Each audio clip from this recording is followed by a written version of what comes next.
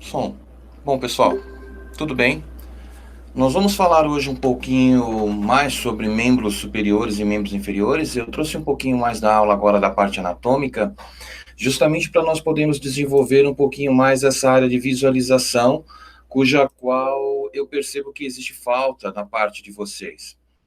Então, nós vamos falar um pouquinho sobre a composição anatômica do ombro. Vai ser uma das coisas que nós vamos ver mais especificamente. Nós temos vários posicionamentos para ombro, e desses posicionamentos nós vamos fazer passo a passo a maioria deles. Se não agora nesse módulo, porque vocês estão em técnicas 1, para aqueles que forem para técnicas 2, nós podemos observar lá, tá? Então, nós vamos ter aqui, ó, eu vou separar, vou dividir a nossa tela.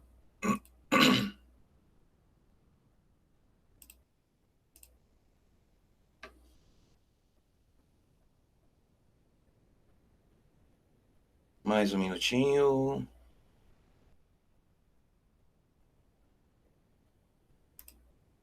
Muito bem. Separamos aqui a tela. Então, eu vou ter, primeiramente, a parte do símbolo dos membros superiores, que vai ser composta por escápula, o úmero, clavícula. Essas são as três principais estruturas, porque a minha articulação, ela é uma articulação complexa. E essa articulação complexa, ela depende de uma série de músculos para que ela possa ter a sua funcionalidade de rotação no seu eixo normalmente. Nós chamamos essa parte muscular, a principal delas, entre outros músculos, de manguito rotator.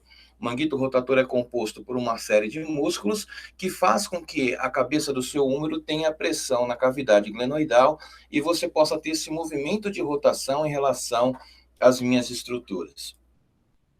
Então, nós vamos ter aqui processo coracoide, isso é só a parte óssea, acrômio, articulação escápulo-humeral, tubérculo maior, tubérculo menor e porção proximal do úmero.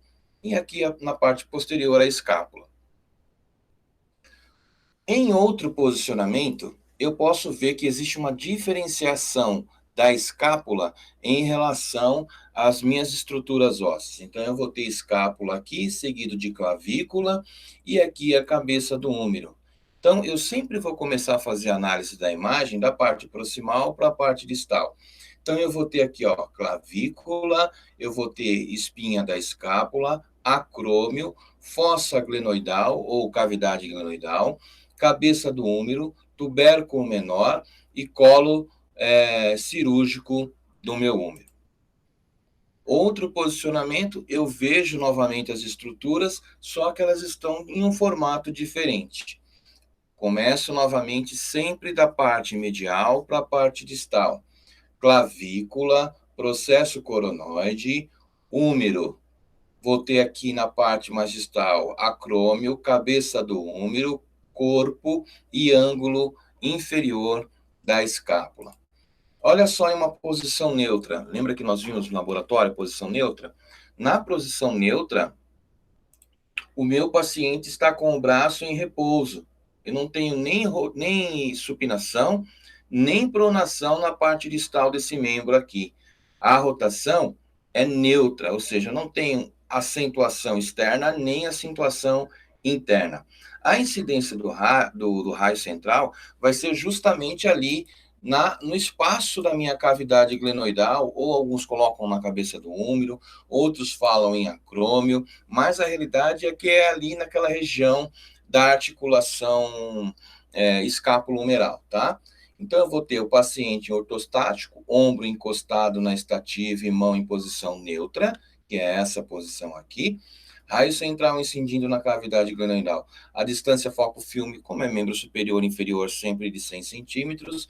E o chassi há aquela variação que pode ser de 18 por 24 ou 24 por 30 na longitudinal, desde que eu tenha a minha estrutura de interesse diretamente aí. Muito bem. Na rotação neutra, o que eu pretendo visualizar com esse exame?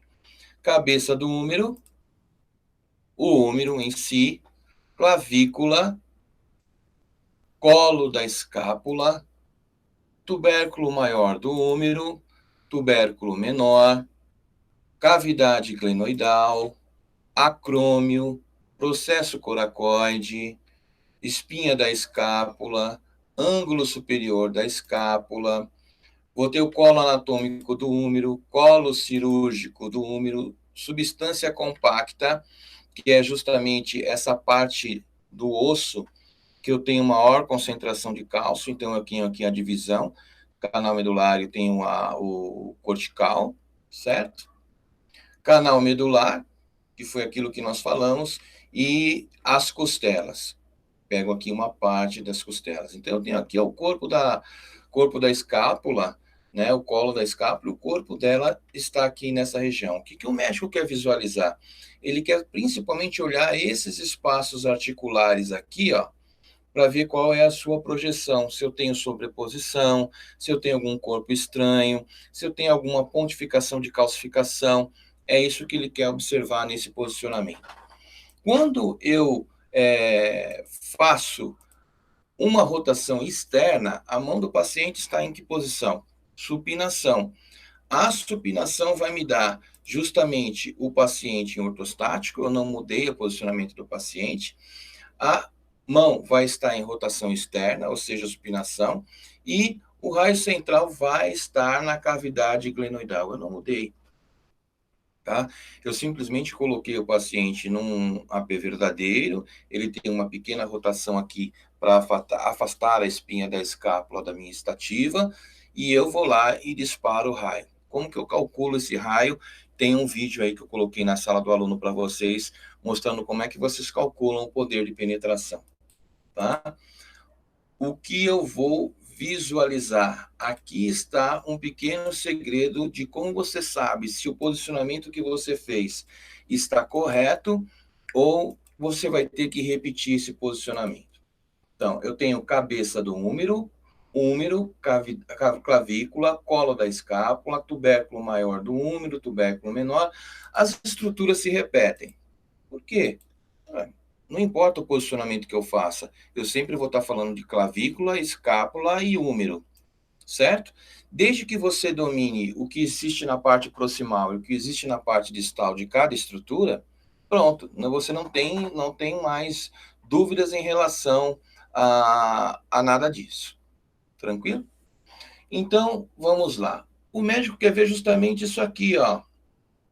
Tá vendo aqui esse quadradinho marcado 17? O que é esse 17? Esse 17 é justamente o espaço da cavidade glenoidal que ele quer visualizar aqui, ó. Tá? Então, eu tenho aqui espaço articular escápulo-humeral. Eu quero ver esse espaço aqui. Aqui, na região anatômica normal, eu vou ter uma estrutura chamada de lábios glenoidais. Para que serve? Vocês estão vendo essa diferenciação? A cabeça do úmero é muito maior do que a cabeça da escápula. Então, para que eu tenha uma fixação dessa articulação em relação à minha escápula, eu preciso de um conjunto de musculatura que possa fazer com que não haja desprendimento na hora que eu fizer o meu esforço braçal, tá? Então, é uma estrutura complexa. Eu tenho exame contrastado de qualquer articulação sinovial, nesse caso aqui é articulação sinovial. Via de regra, muitas pessoas, às vezes, por esforço ou mesmo vício de comportamento, faz com que essa parte mais distal acabe se projetando para a parte mais proximal da cabeça do úmero, vai gerar atrito, vai causar pressão e a pessoa vai ter dor em relação à movimentação do braço. Muito rápido. Depois você volta esse vídeo aí e nós vamos falar novamente sobre ele. Isso aqui são questões de prova, tá? Nós vamos fazer a prova online e justamente são essas as questões que vão estar lá na avaliação de vocês. Eu vou fazer uma parte de avaliação, vou começar a alimentar o sistema, na verdade, com avaliações para os membros superiores, para os membros inferiores, crânio, coluna vertebral, tórax, abdômen e pelve. Então, essas questões vão ser lançadas lá, elas vão estar disponíveis para vocês no sistema para que vocês possam estudar, e nós vamos dar continuidade assim. Aqui eu tenho uma rotação interna, ou seja, a minha mão aqui está em pronação, né? A posição do paciente é a mesma, não alterei a posição do paciente, somente a posição da minha parte de interesse.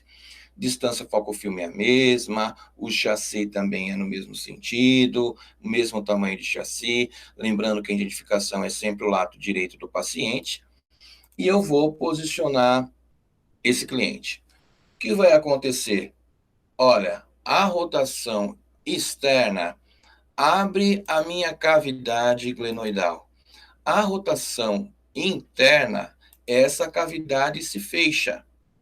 Então, eu consigo visualizar a diferenciação e o médico começa a perceber se nessa rotação interna há compressão da minha cavidade glenoidal, tá? Sem falar que eu posso ter aqui corpo estranho, eu posso ter uma inflamação, eu posso ter uma microcalcificação. Depende muito da região, depende muito da estrutura, depende muito da idade do paciente. De repente, o problema não é ósseo nem da articulação, é um problema muscular. A pessoa vai fortalecer a musculatura do manguito rotator, vai fazer uma fisioterapia, e através dessa fisioterapia a pessoa acaba não sentindo mais os sintomas de dor que ela sentia anteriormente. Tá? Muito bem. O que mais que nós temos aqui que nós possamos colocar como observação? Só um adendo. Geralmente falam assim para mim, professor, por que a fisioterapia sempre pede 10 sessões? Boa pergunta. Por que sempre 10 sessões? Eu vou fazer 10 sessões de fisioterapia. A fisioterapia, na verdade, ela é realizada até que você tenha um resultado plausível, um resultado daquela movimentação, daquela articulação, daquela musculatura que você está trabalhando, tá? 5 sessões de fisioterapia, para alguns casos até que pode ser solucionável, mas para a maioria deles é a partir da 10ª ou da 15ª que começa a surtir um efeito. Cada caso depende de um caso, da situação, certo?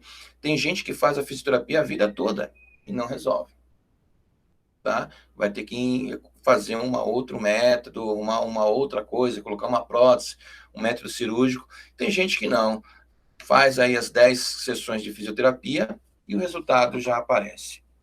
Então, cada caso é uma coisa. Perfil de escápula.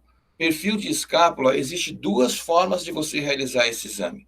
Uma é com a mão sobre o abdômen, braço no ângulo de 90 graus, como nós vemos aqui, e a outra é com a mão para a parte posterior do dorso. Por quê?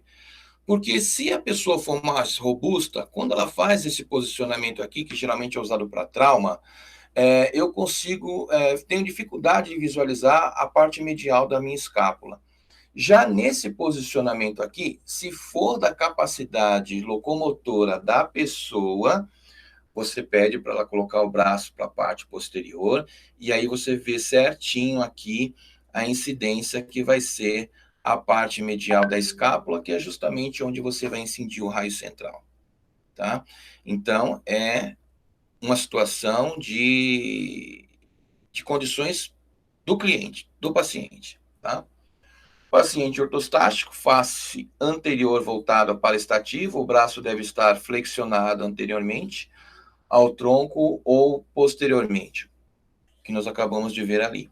Raio central deve estar incidindo perpendicular na face medial da escápula e se projetando no centro do meu filme radiológico. Então, eu tenho uma incidência perpendicular à minha parte medial da escápula. Chassi 18 por 24 ou 24 por 30 na longitudinal, não vai mudar, tá? Esse exame, existe algumas angulações que nós não vamos ver agora. Vocês estão aprendendo o básico. Esse vai ser o básico que nós estamos vendo no momento. Mas existem outras angulações que você vai encontrar na literatura. Então, visualização. Novamente, as estruturas vão se repetir. Cabeça do úmero, clavícula, acrômio. São essas estruturas aqui. O que o médico quer ver? Essa sobreposição aqui, ó. E esse pequeno espaço articular aqui na parte superior. É isso que ele quer observar. O que ele quer observar aqui? Se existe obstrução ou algum tipo de inflamação que ele possa identificar nessa margem escápulo costal aqui, ó, que é a fossa da escápula anteriormente. Que é observar isso, corpo estranho, calcificação, algum tipo de inflamação muscular, atrito, é isso que o médico radiologista vai visualizar. Tranquilo? Muito bem. Processo coracoide, lógico, né? West Point, aqui nós começamos a fazer uma diferenciação. O West Point é um posicionamento que é realizado bastante dentro do hospital, na verdade, assim, todos os exames de ombro geralmente são realizados bastante dentro do setor de fisioterapia, de ortopedia, então essas incidências são realizadas bastante. Já no setor público, geralmente é o AP, o perfil, ou rotação externa, rotação interna, o RI-RE, ou Dupley, que também se chama, Dupley, é o exame que é realizado. Do contrário, você vai pegar uma pessoa mais especializada, um especialista em ombro, por exemplo, ele vai pedir rotação interna, rotação externa, perfil de escápulo, axial superior inferior da escápula, axial inferior superior da escápula, isso nós vamos ver mais para frente. Mas a ideia é essa, tá? Aqui nós temos um axial inferior superior da escápula, o paciente está em decúbito ventral, o braço está abduzido ao corpo, né? Abduzido ao meu eixo sagital. Eu tenho um conforto aqui no tórax do paciente para que ele fique um pouco mais elevado da mesa e eu possa posicionar o meu raio central num ângulo inferior superior e super inferior em relação ao meu paciente. Importante, o raio central tem que incidir na região axilar e sair na região superior, seguindo o ângulo da minha clavícula. Então, o raio central vai entrar aqui, ó, e vai se projetar lá para o outro lado, superior inferior, num ângulo de 25 graus, tá? Então, ele vai pegar medial. Professor, depende muito do aparelho. Se for um aparelho de mesa fixa, um aparelho convencional, básico, ainda que ele seja digitalizado, seja lá um CR que tenha, eu não vou conseguir fazer essa angulação. O que eu vou ter que fazer? Eu vou ter que angular o meu paciente, certo? Ou utilizar um outro equipamento no cujo qual eu consiga fazer essa angulação. De repente, pegar rapidamente lá do corredor, de um outro andar, ou seja, lá do setor diagnóstico, um aparelho móvel. Aí eu vou lá e realizo a incidência, caso isso seja necessário. Se, de repente, o aparelho que você tem lá é muito simples, então você vai ter que fazer a adaptação. Radiologia é artesanal, é mais adaptação do que outra coisa, tá? Então, no West Point eu vou ter isso aqui, ó. Vou visualizar a cabeça do úmero, como sempre, vou visualizar o úmero, a escápula, a clavícula, o acrômio, o processo coracoide e a cavidade glenoidal. Olha a diferença, olha a abertura desse espaço aqui na minha cavidade glenoidal. É isso aqui que o médico quer observar com clareza. Não me interessa pegar costelas, não me interessa pegar ápice da clavícula, da escápula, nem pegar a base da clavícula, nem a parte do cotovelo, não me interessa nada disso. O que eu quero pegar é essa articulação aqui, ó, para o médico poder tirar as dúvidas em relação a ela. Tranquilo? Clavícula AP, esse aqui é muito simples, tá? O paciente vai estar em ortostático, eu vou incidir o raio central no corpo da clavícula, na verdade, e o braço da pessoa também tem um outro posicionamento, que o braço da pessoa pode estar levantado, e aí atinjo a clavícula no seu corpo, tá? A visualização que eu vou ter é basicamente essa aqui, clavícula anteroposterior, aqui tem um pequeno corte na imagem, onde a clavícula foi cortada, mas foi a imagem que nós tínhamos disponível, então foi essa que eu coloquei, porque geralmente a AP de clavícula já é mais difícil de ser realizado, ninguém pede tanto assim não, tá? Então, eu tenho aqui as estruturas visualizadas, mas o meu interesse é justamente ver essa região. Quando é um posicionamento muito complexo, a pessoa queixa de dor, tal, a pessoa faz o ombro a perfil, faz lá a rotação RI-RE, faz um axial e o médico não detecta nada, o que ele resolve fazer? Ele vai solicitar uma tomografia computadorizada de ombro, ou um ultrassom, ou uma ressonância magnética. O que vocês estão vendo aqui no momento é a base.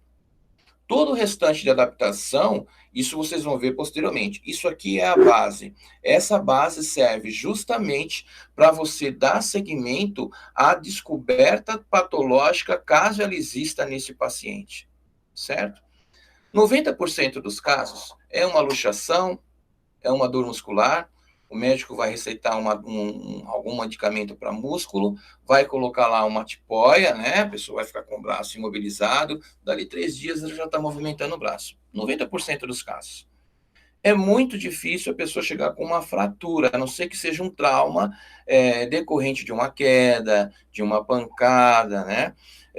Eu vi o caso, por exemplo, no hospital, de uma coluna de concreto que caiu sobre o ombro do cliente.